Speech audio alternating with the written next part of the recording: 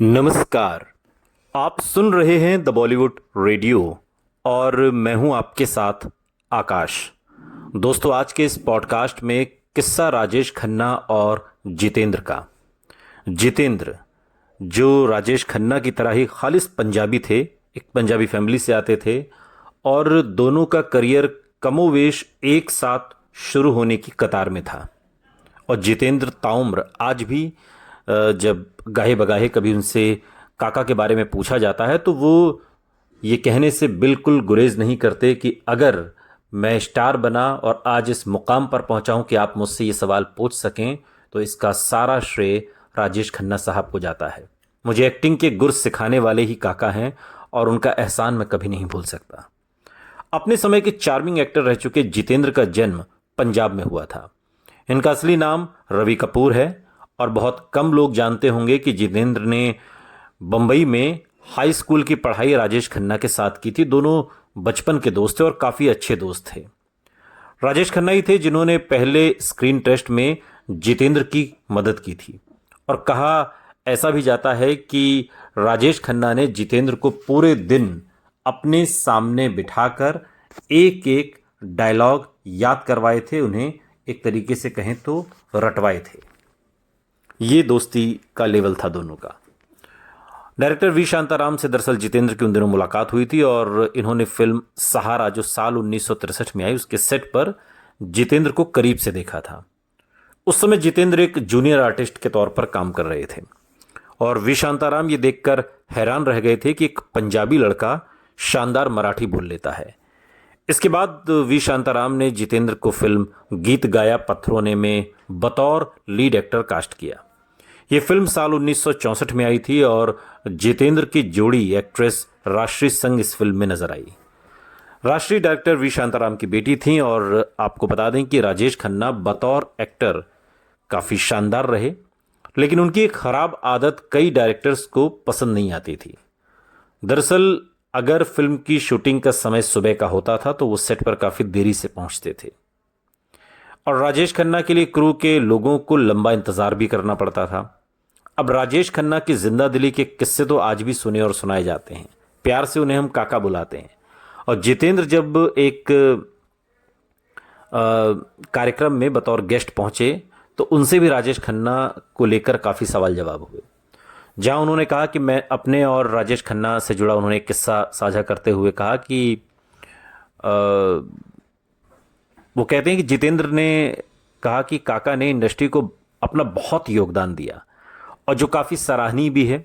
उन्हें ड्रामेटिक चीज़ें काफ़ी पसंद थीं और कॉलेज के दिनों को याद करते हुए जितेंद्र ने कहा कि कॉलेज में वो कई ड्रामा या प्ले में हिस्सा लेते थे। जब मैंने फिल्मों में कदम रखा और वी शांताराम ने मुझे पहले स्क्रीन टेस्ट के लिए बुलाया तो राजेश खन्ना ने मेरी उस समय बहुत मदद की। जय हिंद कॉलेज की कैंटीन में मुझे पूरा दिन बैठाकर राजेश खन्ना ने डायलॉग्स रटवाए थे। हम दोनों साथ में ही थे और मुझे बताया कि स्क्रीन टेस्ट में क्या करना है, कैसे बोलना है। राजेश खन्ना की दी गई ट्रेनिंग की वजह से ही मुझे फिल्म गीत गाया पत्थरों में के लिए फाइनल किया गया था और इसका सारा श्रेय राजेश खन्ना को जाता है। और आगे इसी बातचीत में जितेंद्र कहते हैं कि मैं शुक्रगुजार हूं कि मुझे राजेश खन्ना जैसा दोस्त मिला जिसने मुझे ट्रेनिंग दी, जिसने मुझे बताया, वरना मुझे कुछ नहीं पता था कि किस तरीके से स्क्रीन टेस्ट दिया जाता है, किस तरीके से बात करनी है, कैसे खुद को पेश करना है, ये सब कुछ, और डायलॉग कैसे बोलना है। मुझे आज भी याद है वो दिन जब कैंटीन में बैठकर राजेश खन्ना ने, हम तो काका कहते थे, और काका ने पूरा दिन हमें डायलॉग्स रटवाए थे मुझे, और तब जाकर मैं जब स्क्रीन टेस्ट के लिए गया तो फिर मुझे वी शांताराम जी ने फाइनल किया। एक बार अपने नाम को लेकर भी एक किस्सा उन्होंने बताया कि किस तरीके से उनके नाम की वजह से राजेश खन्ना ने अपना नाम बदल लिया। चूंकि जंपिंग जैक के तौर पर जितेंद्र को हमेशा जाना गया, जिनका असली नाम रवि कपूर था, और पंजाब के अमृतसर में चूंकि जन्मे थे और भारतीय सिनेमा जगत के जाने माने निर्देशक और फिल्म निर्माता वी शांताराम के साथ वो काम कर रहे थे। लेकिन वी शांताराम को रवि कपूर नाम बहुत ज़्यादा जचा नहीं, सो उन्होंने रवि कपूर को जितेंद्र कर दिया। और जब जितेंद्र फिल्मों में एंट्री कर रहे थे तब उन्हें कहा गया कि उनको अपना नाम बदलना पड़ेगा और इसके पीछे की वजह ये थी कि उनके नाम से मिलता जुलता एक पंजाबी एक्टर का नाम था। उस समय रविंदर कुमार पंजाब के एक मशहूर एक्टर हुआ करते थे। अगर जितेंद्र भी अपना नाम नहीं बदलते तब दोनों के नामों में बड़ी कन्फ्यूज़न हो जाती। उस दौर में ये बड़ा ट्रेंड था कि जब हीरो है या हीरोइन है वो फिल्मों में आते थे तो अपना नाम बदल लेते थे। और फिर धीरे धीरे जब रवि कपूर से वो जितेंद्र उनका नाम बदल दिया गया तो राजेश खन्ना को इस सीक्रेट का पता चला। और राजेश खन्ना का असली नाम चूंकि जतिन था, लेकिन जितेंद्र ने इंडस्ट्री में उनसे पहले कदम रखा था। अब जितेंद्र और जतिन नाम एक दूसरे से कुछ कुछ मेल खाते थे, इसलिए जितेंद्र के वजह से राजेश खन्ना को भी अपना नाम बदलना पड़ा और जतिन खन्ना से वो राजेश खन्ना बने। और सुपरस्टार को तो हालांकि बाद में सभी लोग काका ही कहते थे। लेकिन एक सफ़ेद कपड़े पहनने का भी किस्सा जो जितेंद्र ने इस इंटरव्यू में सुनाया कि वो हमेशा सफ़ेद कपड़े क्यों पहनते थे। जितेंद्र से पूछा गया सर आप हमेशा सफ़ेद कपड़े क्यों पहनते। इसका जवाब देते हुए जितेंद्र ने कहा कि जिस ज़माने में मैं फिल्मों में आया उस समय डिज़ाइनर्स नहीं होते थे, जो हमें पसंद होता था वही पहनते थे। मैंने सफ़ेद रंग के कपड़े पहनने शुरू किए क्योंकि किसी ने मुझे कॉन्शियस कर दिया था कि सफ़ेद रंग के कपड़ों में स्लिम दिखते हैं। और इतना ही नहीं, उन्होंने ये भी कहा कि अन्य रंग के कपड़ों में लंबाई कम दिखती है, लाइट रंग के कपड़ों में हाइट सही दिखती है, और लाइट रंग के कपड़ों में फिर सफ़ेद ही बेस्ट था, तो इसलिए मैंने सफ़ेद रंग को पहनना शुरू कर दिया। अब चूंकि 60 और 80 के दशक तक राजेश खन्ना, धर्मेंद्र, अमिताभ बच्चन जैसे सुपरस्टार्स का जलवा रहा।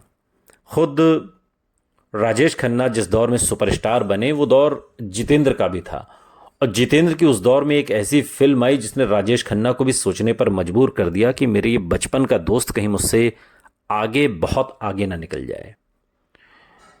और साल 1971 में एक ऐसी फिल्म सिनेमाघरों में दस्तक देती है जिसका डंका चीन में बजता है।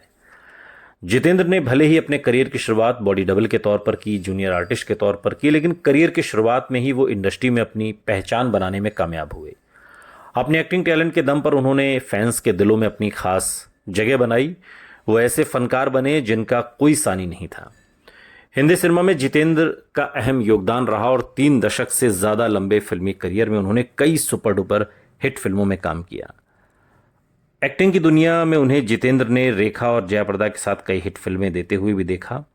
लेकिन साल 1971 में आई फिल्म कारवां, इस फिल्म ने बॉक्स ऑफिस पर तहलका मचा दिया और धमाकेदार कमाई की। फिल्म की कहानी और गानों ने भी दर्शकों को खूब एंटरटेन किया। आशा पारेख और जितेंद्र के लिए तो ये फिल्म मील का पत्थर साबित हुई, और ये फिल्म उस दौर में आई थी जब राजेश खन्ना की तूती बोल रही थी। जितेंद्र और आशा पारेख स्टारर इस फिल्म ने सिनेमाघरों में दस्तक देते ही लोगों का दिल जीत लिया। बॉलीवुड में तो इस फिल्म ने तहलका मचाया ही, साथ ही साथ चीन में भी इस फिल्म का डंका बजा। और आंकड़ों की माने तो दुनिया भर में अमिताभ और धर्मेंद्र की फिल्म शोले ने करीब 25 करोड़ टिकट बेचे थे, जबकि कारवां ने लाइफ टाइम 30 करोड़ से ज़्यादा के टिकट बेचे। ये एक डेटा है। लेकिन जितेंद्र का जलवा कारवां तक ही नहीं था। जब वो 80 के दशक में आते हैं तो एक और फिल्म उनकी कमाल कर जाती है। जितेंद्र ने अपने करियर में 121 हिट फिल्में दी, और जितेंद्र और राजेश खन्ना दोनों का करियर समान रूप से पैरेलल चलता रहा। दोनों लगातार फिल्में करते रहे। कई बार फिल्में साथ में भी की, कई बार अलग अलग भी की। और इन फिल्मों में जितेंद्र के जो किरदार थे वो ऐसे थे जिन्हें शायद ही कभी कोई भुला पाएगा। अपने हर किरदार में वो जान फूंक दिया करते थे। जितेंद्र ने अपने करियर में जयाप्रदा, श्रीदेवी, रीना रॉय, नीतू सिंह, हेमा मालिनी, मौसमी चटर्जी, रेखा समेत हर एक्ट्रेस के साथ काम किया। लेकिन रेखा के साथ जितेंद्र की जोड़ी बहुत पसंद की जाती थी, इसलिए जितेंद्र ने सबसे ज़्यादा फिल्में भी इनके साथ की। जितेंद्र एक्टिंग की दुनिया के सदाबहार एक्टर माने जाते हैं, और अपने करियर में इस खास मुकाम तक पहुंचने के लिए एक्टर को काफ़ी छोटे मोटे रोल भी करने पड़े। और यूं तो उस दौर में चूंकि राजेश खन्ना, अमिताभ, मिथुन चक्रवर्ती जैसे कई दिग्गजों ने अपनी धाक जमाई थी, लेकिन 1960 से 1990 के दशक तक हिंदी सिनेमा में अपनी धाक जमाने वाले जितेंद्र पहले ऐसे एक्टर रहे जिन्होंने पूरे करियर में 80 रीमेक फिल्मों में काम किया। और ये अपने आप में एक तरीके से मील का पत्थर कहिए या एक रिकॉर्ड है।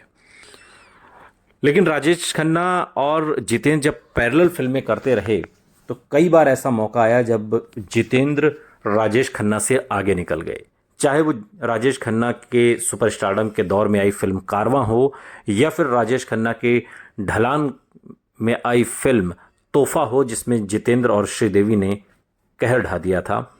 ये वो दौर था जब राजेश खन्ना के जो सितारे थे वो गर्दिश में थे और जितेंद्र फिर भी हिट पर हिट दिए जा रहे थे।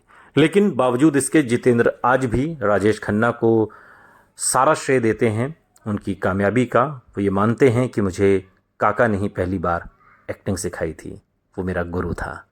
सुनते रहिए द बॉलीवुड रेडियो, सुनता है सारा इंडिया।